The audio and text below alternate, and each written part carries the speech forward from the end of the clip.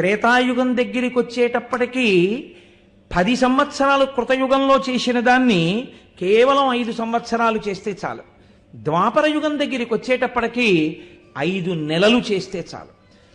కలియుగం దగ్గరికి వచ్చేటప్పటికీ ఒక్క క్షణం పాటు వెంకటేశ్వరుని యొక్క మూర్తిని తదేకంగా చూస్తే చాలు.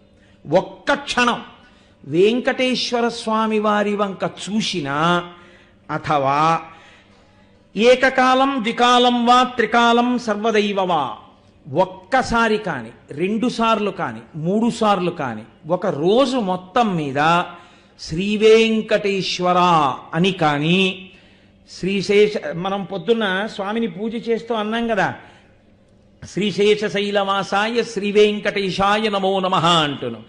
అలా ఒక్కసారి స్మరించినంత మాత్రం చేత ఎంత పుణ్యాన్ని ఇస్తామని చెప్పారో తెలుసా అండి?